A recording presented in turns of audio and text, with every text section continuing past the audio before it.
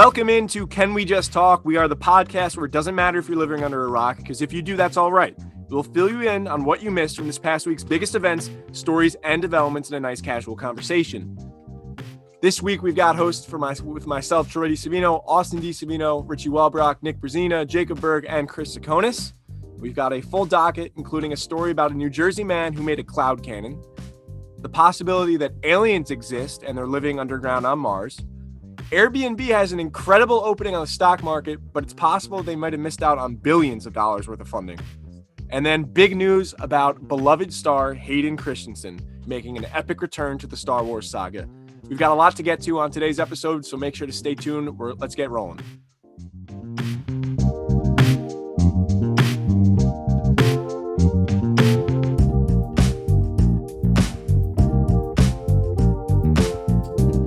Story to kick it off on tonight's episode, a New Jersey man. Usually we would talk about this in the case of Florida man, but this guy was a little more innovative than the average Florida man, I think we can say. Apparently some guy in New Jersey was making a cannon, not a cannon like you'd usually see to shoot the cannonballs. He was actually trying to shoot some clouds out of the sky, and you heard that right. So this is a report from NJ.com. We'll keep it local on this one. A resident and vineyard owner from nearby Hamilton, Rob Bukowski, told the New York Post that the booms were coming from a homemade hail cannon, which is used to break up cloud formations and scare away birds that eat his grapes. So the mystery before this was there was a big noise that no one really knew what it was. There was a loud boom every so often from this town. It turns out the mystery was solved. A guy made a cannon. He was trying to blow clouds out of the sky because they were ruining his crops. Listen, I don't know if it was working, but this guy has to be pretty innovative. He has to have a creative mind who thinks outside of the box. Put together a cannon. Must have been pretty powerful. It was being heard everywhere. It didn't work. I think his crops are still being affected because I don't think this is proven. But on tonight's episode, we've got Nick Brzezina, Austin DiSavino, Richie Welbrock, Chris Sakonis, Jacob Berg. I'd love to get your thoughts on this one as a New Jersey guy is shooting clouds out of the sky. Yeah, so I think first off, this is Nick speaking, by the way. If you have grapes on your property, you are already a supreme intellect of a person. Well, like, for real. You know how hard it is to grow grapes? not that hard. There's a lot of vineyards. It's a vineyard. I mean, so this is Austin again. Thank you for having me back on, Troy. I know you guys took a ratings dip last week. You needed me back. Actually, it was one of our best episodes. That's not what the critics are saying. Most listened so far. That's not true. So fake news. I want to distinguish, right, in New Jersey. South Jersey, first of all, is a different world. And this is in South Jersey. But not only is South Jersey a different world, rural South Jersey is a different world. Like, I think this guy's in the Pine Barrens. And if you're not from New Jersey and you don't know what the Pine Barrens is, I want you to take what you think of rural Alabama and apply it to people with New York attitudes. So that's what that is. So that's where this guy is. First of all, he's scaring away birds from his grapes. This guy's gonna lose his shit when he finds out about scarecrows. Like, he's not like there's so many easier ways. It was also the clouds. It was the bad weather. Get the clouds out of the way. I want to get Chris and Jacob your thoughts in a second, but I want to just kind of shed some light on the brilliance of this contraption. So Bukowski told the outlet that the shockwaves created by his contraption, which cobbled together using scrap metal from street signs and other objects, was shooting oxygen in a propane tank 30,000 feet in a 1.5 mile radius above his property. This thing was creating shock waves that could be heard from way over 30,000 feet. Well, according to this guy, there's not someone up there making this, but okay. It doesn't fire projectiles. It's not a firearm, an explosive, because it's just shooting oxygen. I don't know why he thinks just shooting oxygen at clouds is going to change the weather, but it's crazy. Chris, Jacob, I'd like to get your thoughts on this one. I was going to say, this basically gives me like very strong Florida man vibes. As someone who has dealt with people from Florida in my past, this sounds exactly like something straight out of Florida. I think Austin summed up the best when he said rural South Jersey is basically, Alabama, but with snow. And the people down there are just in a completely different state of mind. I wish that it were scientifically possible to be able to get rid of clouds with a cannon, but it doesn't seem to be supported by the science. But I mean, I'm not an expert, so maybe I'm wrong.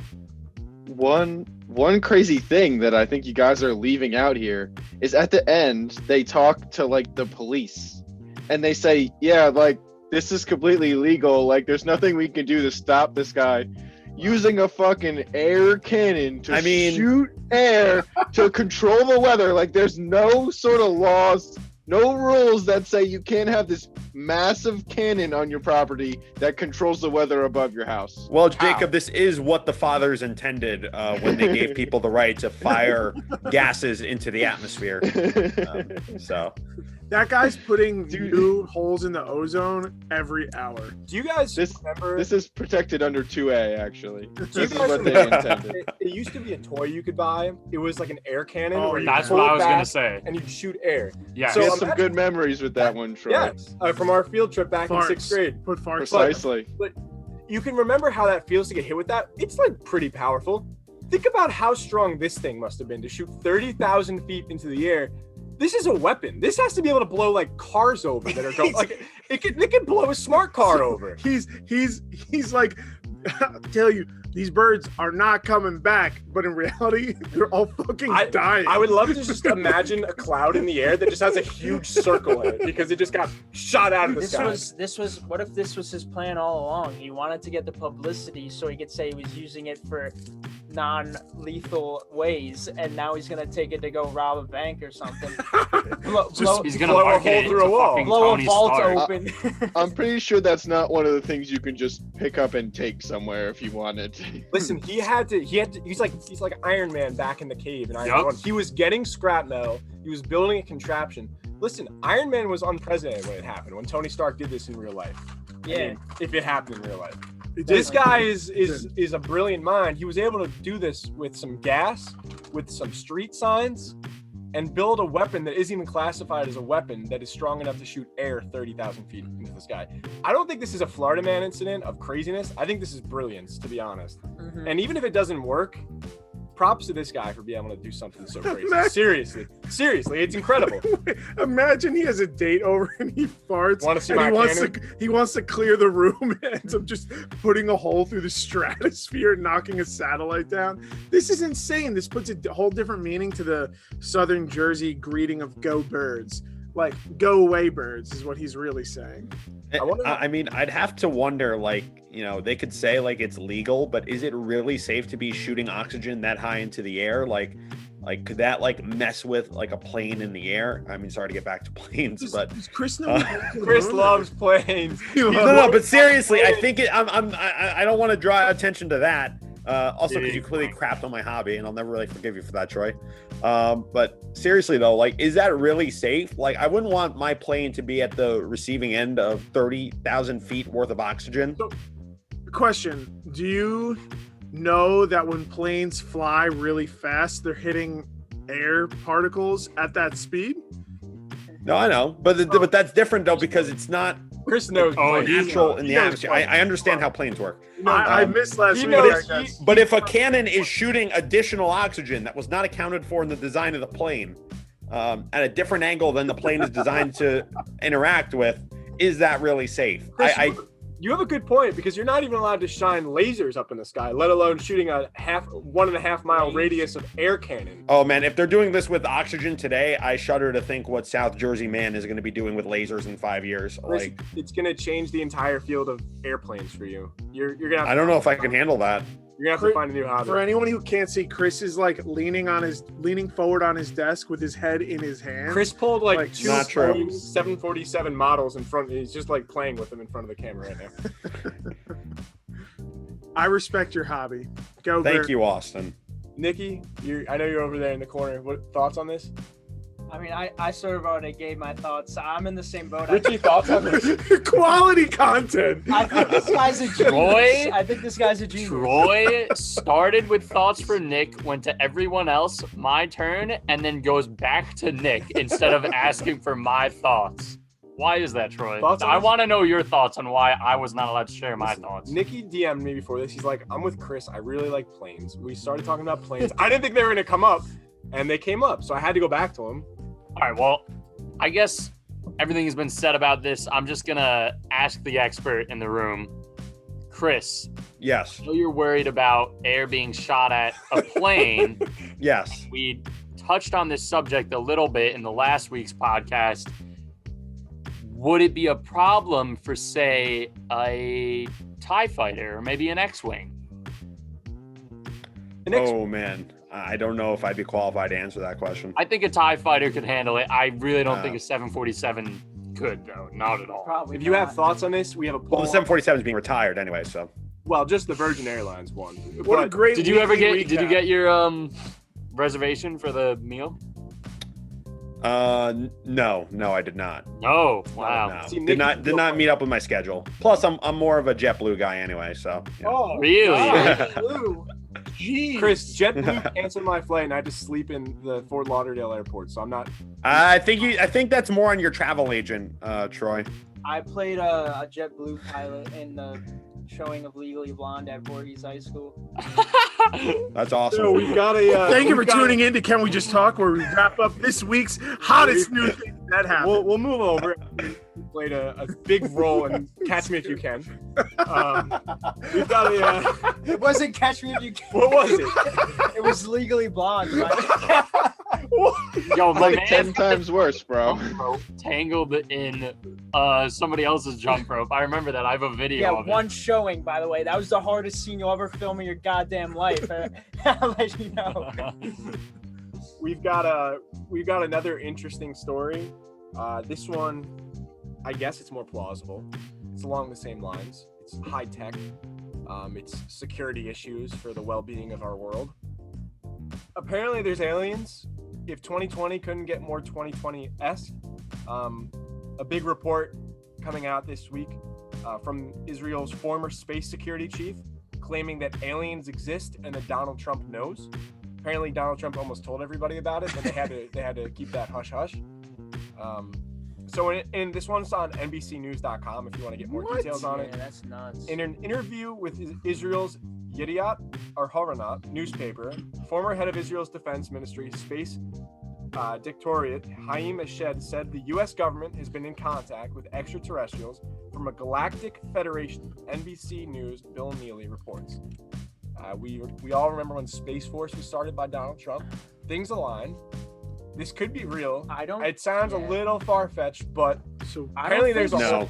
Says that though, like especially this isn't a nobody. Have you ever a been to- former defense guy, but also like I don't know how it works in Israel. So, but I know if somebody said that, like a former defense person here in the United States, they would be automatically taken off the map, and it would be immediately said as false information.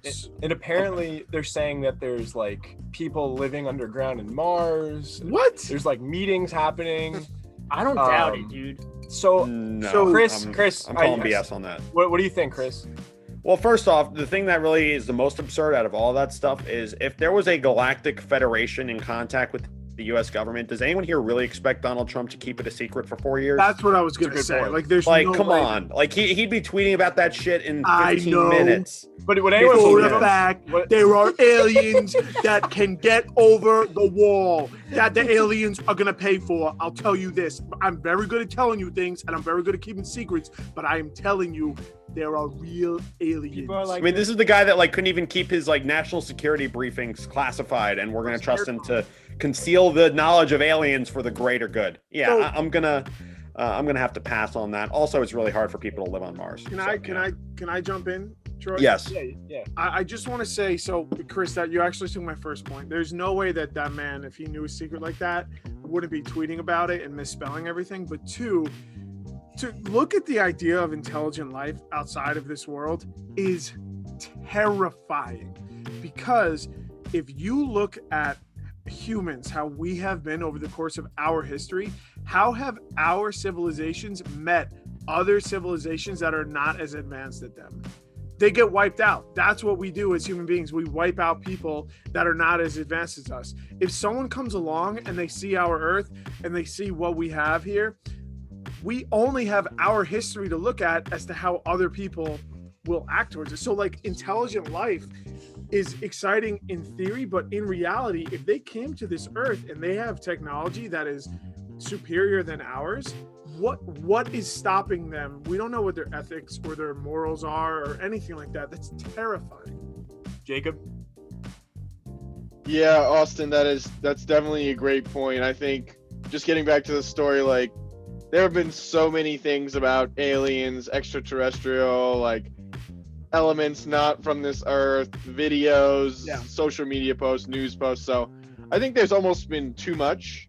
Like I don't think I would believe anything unless I saw it with my own eyes. Like it's gotten to that point where it's like it's a news story like at least once a month where they find some video or something that fell from the sky or some news story like this. So it's almost getting too inflated. But to get back to what Austin was saying, like I'm trying to think, what's scarier?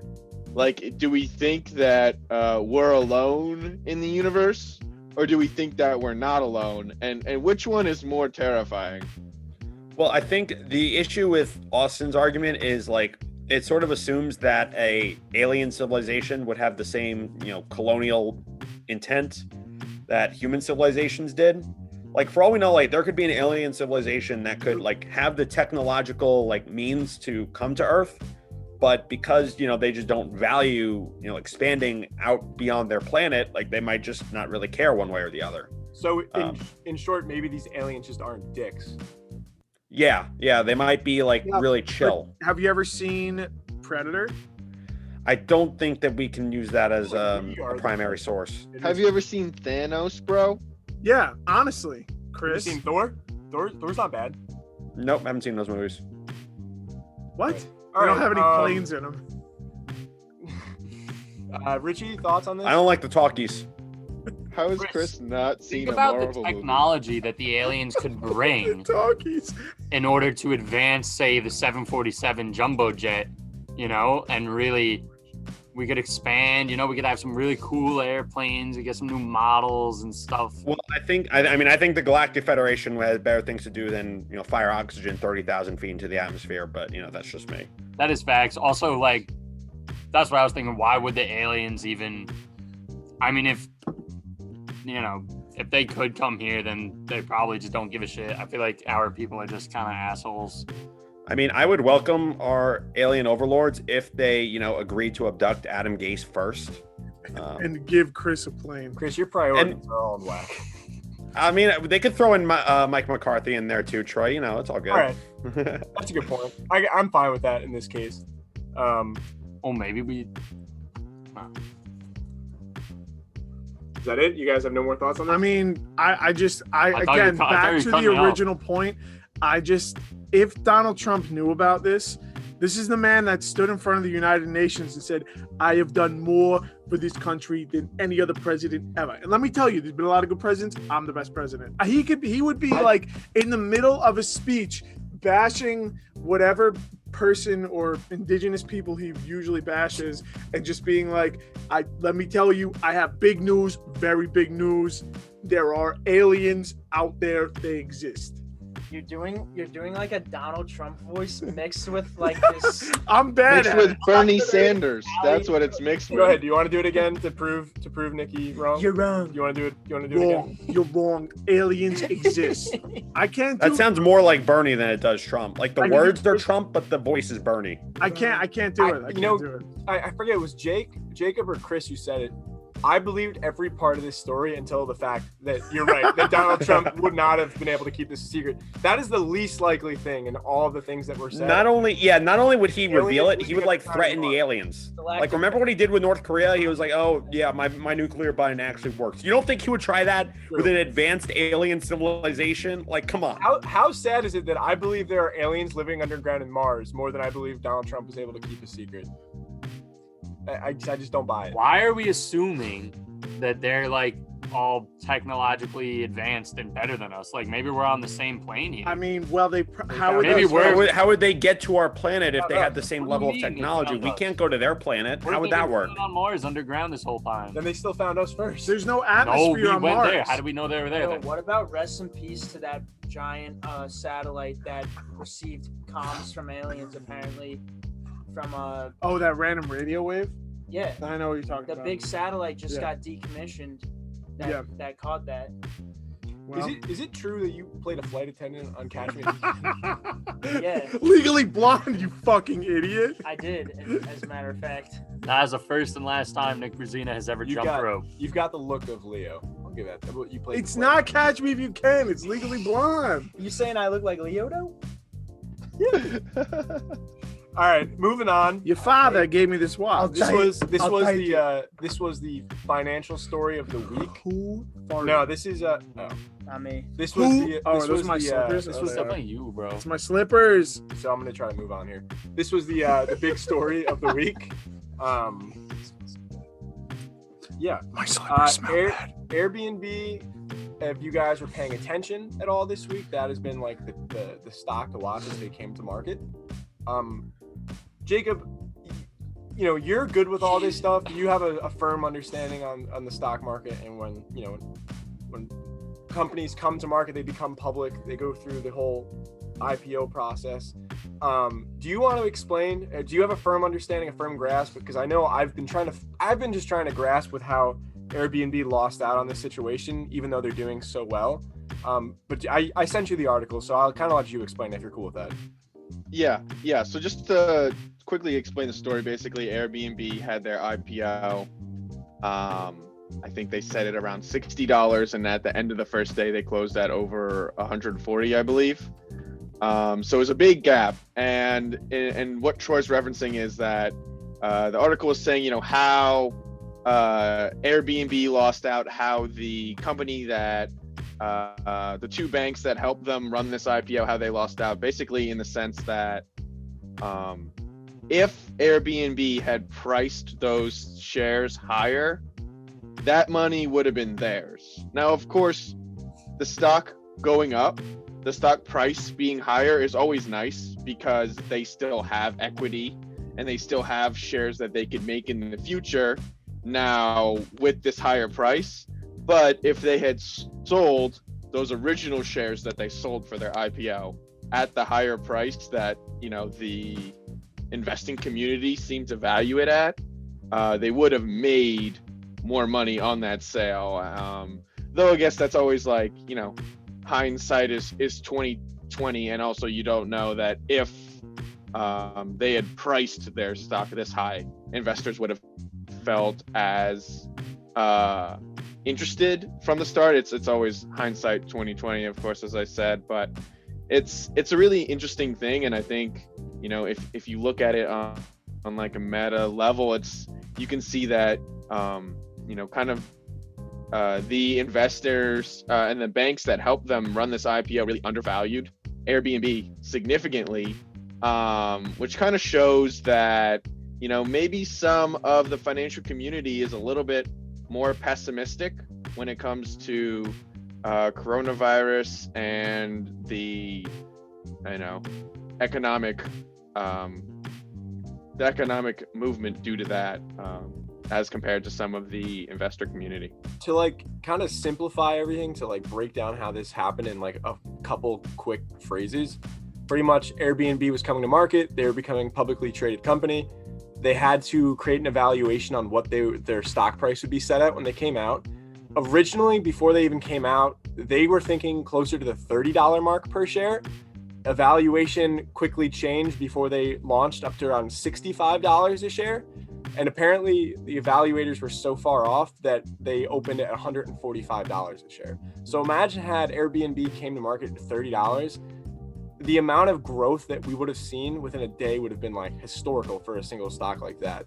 I mean, Airbnb, despite everything that's going on with COVID, they're one of these few companies that have become a publicly traded product that is coming in as a profiting brand already.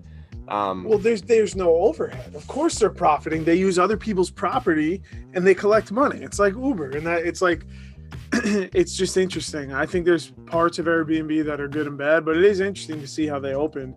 But I'm curious to see. I'm sorry I cut you off, Troy.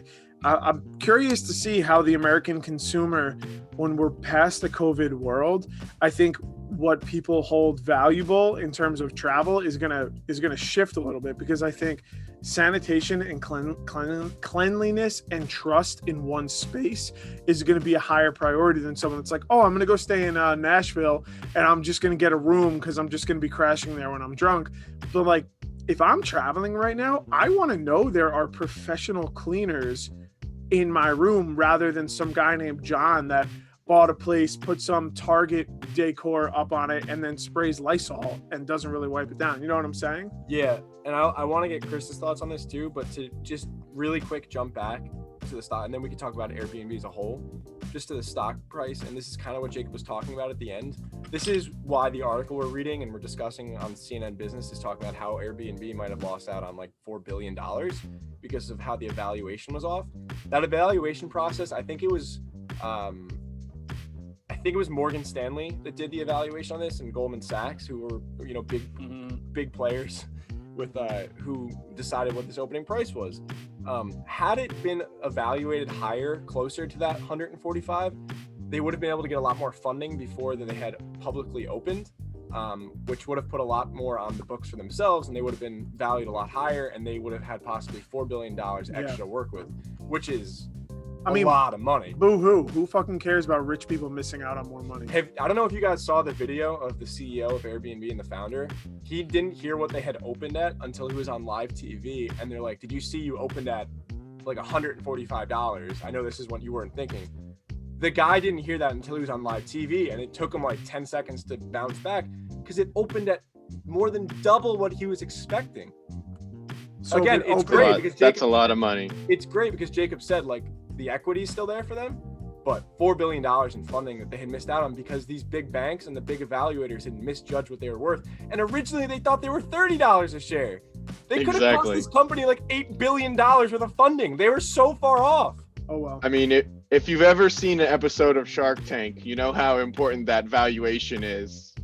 And it's still very important for the larger companies as well. It's like it's kind of like you won the lottery in some way. Like you turn it like think about it as if like you had to tell the lottery collectors what you were winning, and you had all 5 numbers, but you forgot to tell them about the Powerball number lining up. So you still win big, but there's $4 billion left on the table possibly because the evaluation was off.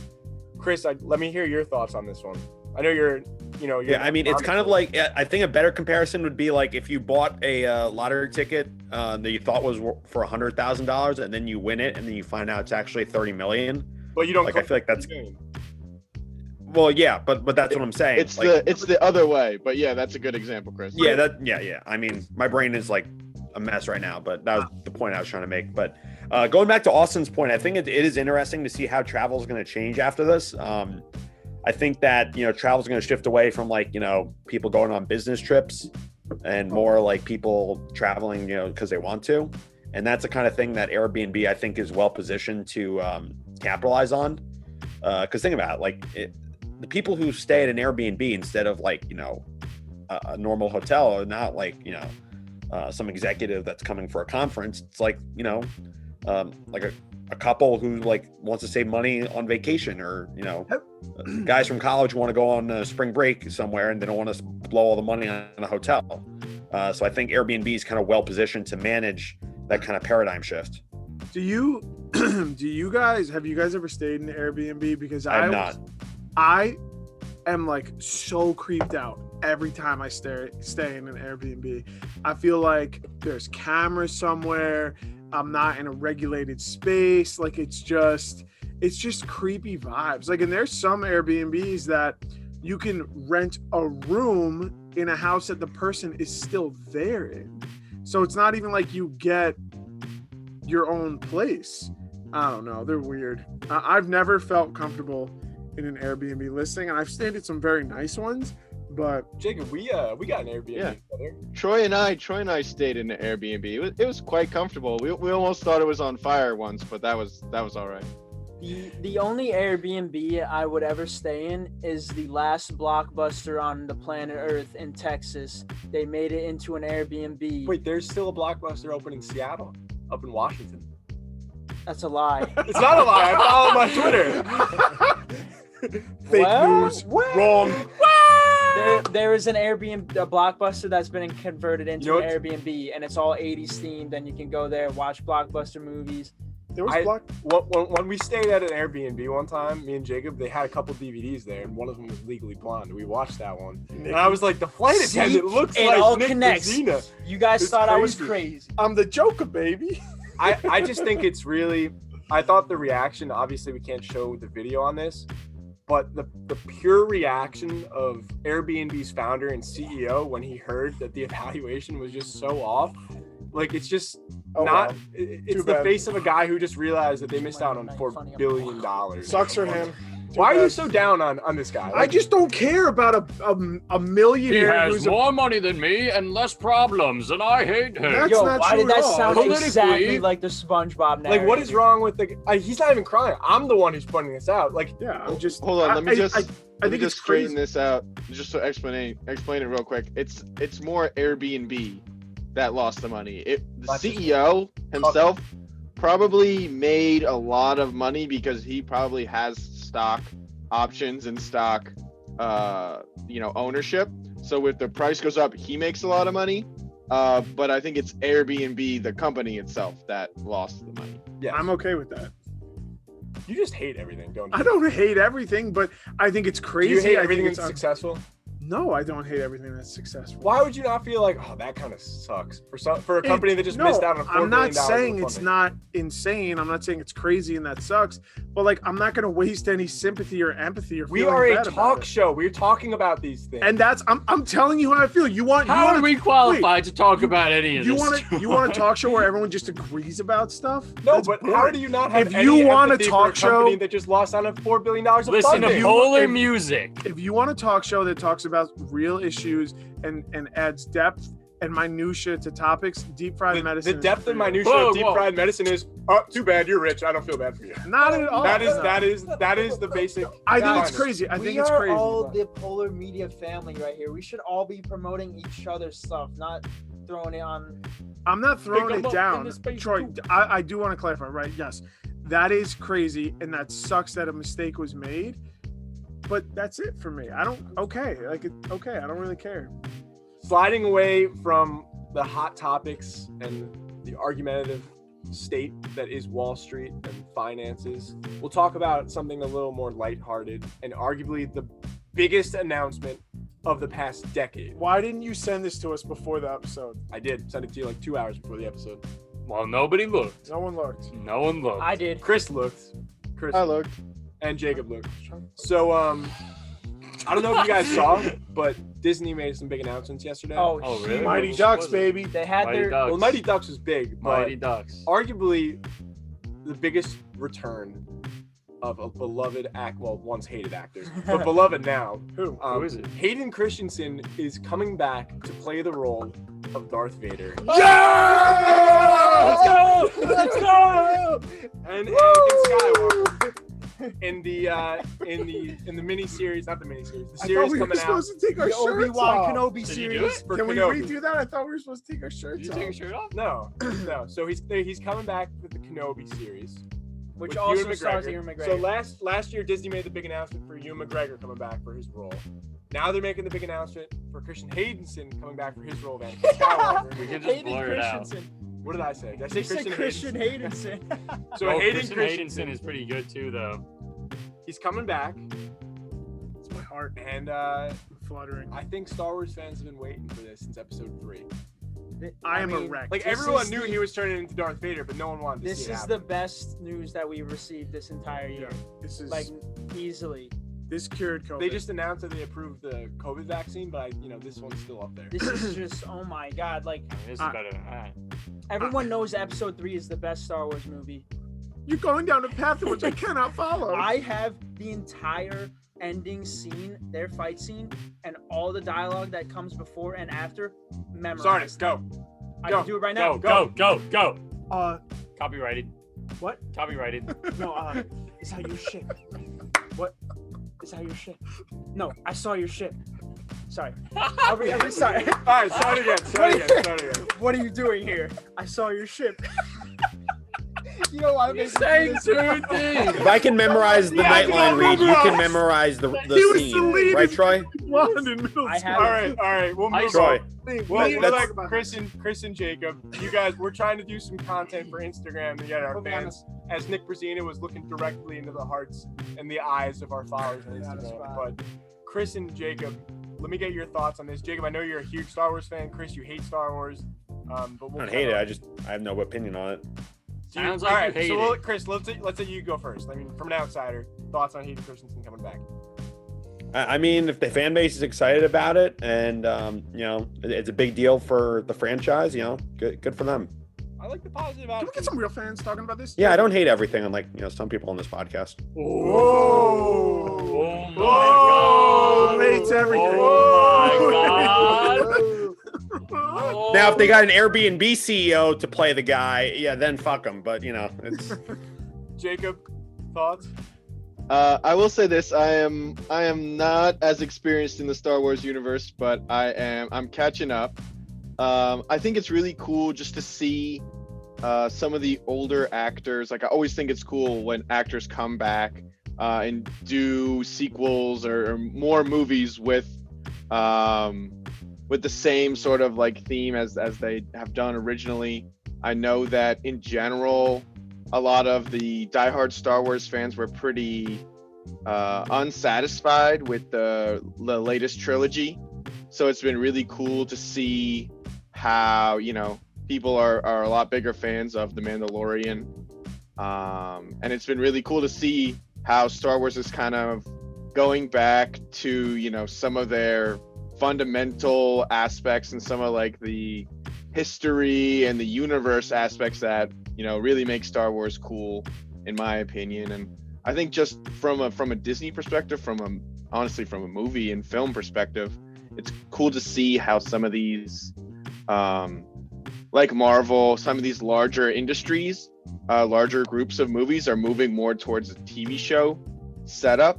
After the success of The Mandalorian, I think, Star Wars said they were going to do multiple other TV shows. I know Marvel's planning on getting into TV shows as well. So it should be interesting to see if any of these kind of dynasties move into the TV show sector. And it takes place 10 years after the dramatic events of Revenge of the Sith.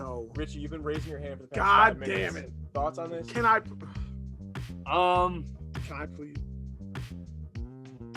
If you let me finish, Austin. Say your thoughts. No, Austin can go. He seems to be really important to him. This is absolutely fucking bonkers, amazing, best news of the entire year. Let me tell you why. I'll break it down for you right here. Break it down. Star Wars is about the Skywalker saga. It is about the quest for good in the face of evil. It's about making choices. It's about finding your destiny and fighting for your fate.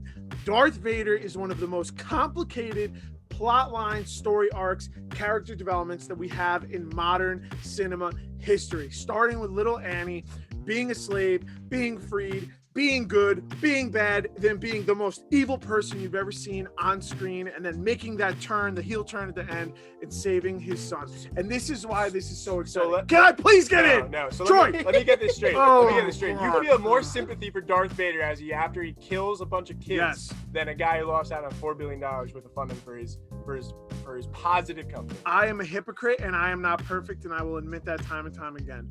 And let me tell you why this is going to be great. Because the prequels, when they came out, we knew what the ending was going to be, right? We knew what A New Hope and the Luke Skywalker and all that stuff was going to be. But the buildup that they had with Hayden Christensen and Obi-Wan Kenobi came to this epic climax at the end of Revenge of the Sith. And Hayden Christensen turns into Darth Vader. But then what happens? We don't get that fucking angry, powerful, forceful Jedi master that is Darth Vader in the New Hope and the originals, because that was shot a long time ago. So we don't get these all powerful. This is gonna show a fucking OP, jacked to the max Darth Vader that is just fucking shit up. The only time we've ever seen that is in Rogue One. Yes. At the end. That ending scene, that was the best part about that Yes. movie. Incredible scene right there. Well, and, like, No, never seen stupid.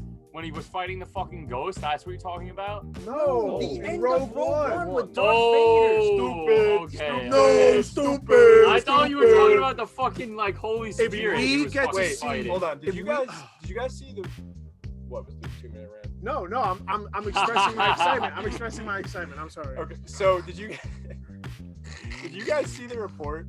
And there was a bunch of scenes they recorded with him, with Hayden Christensen back when they released episode. You got it. Word. 9. Quality content. When they released episode 9, there was a lot of scenes. Remember the Ghost of Han Yes. Solo? Yes. Apparently, they filmed all of those scenes with also the Ghost of Yes. Anakin Skywalker, and they Yes. decided to go the other direction. Oh. I'm wondering if they maybe decide we'll put that on the back burner. We have these plans to bring him back, and we'll give the fans what they want. It was almost like a tease. Like fans wanted it so bad, they were so upset when they didn't get it.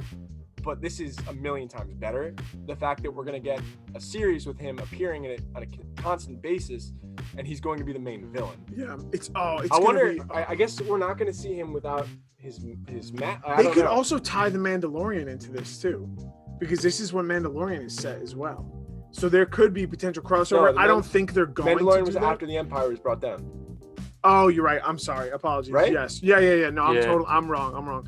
But like, see, I just think this is going to be a chance to continue that arc that I think so many of us are. That's what, like Nikki said, he can recite, and he's been doing it off camera between segments here of the I'm ready. entire fight Yours. scene of that. What's the planet that they fought on? Mustafar. Look at the kid knows about Okay. that. He cares I know more it about all. that than girls. So Uh, before we kind of wrap this up, and we're all super excited about it except for Chris, but he's happy for us that we're excited, so I appreciate that. At least he's positive. That is really nice of you, Chris. Especially because Troy just mercilessly bullies you about your Yeah, we need hobbies to and, talk and about your that and passion age. for airplanes. Yeah, I mean, It's really on and fucking off camera, disrespectful, folks. if I'm being honest.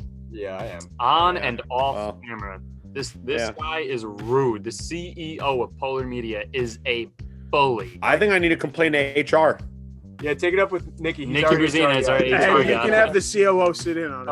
I'm CCOO. So before we wrap this up, Nick Brezina, you get one more chance. Look right at the camera.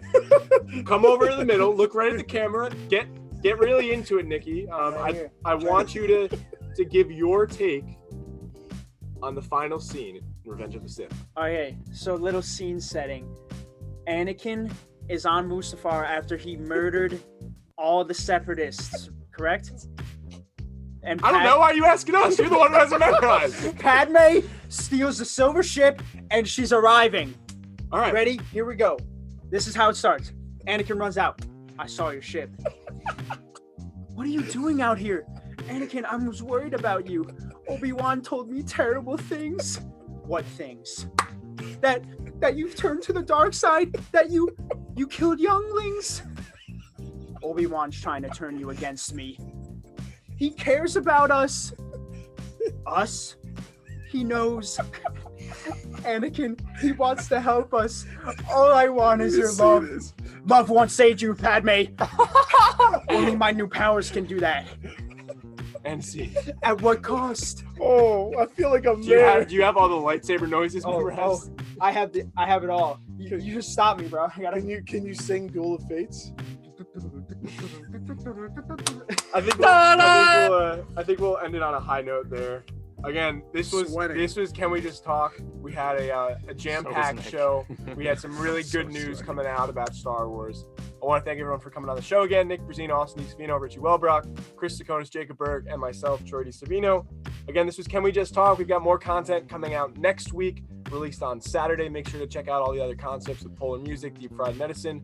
I'm also releasing sometime this week, so make sure to stay tuned for that content coming out soon. Again, this was Can We Just Talk?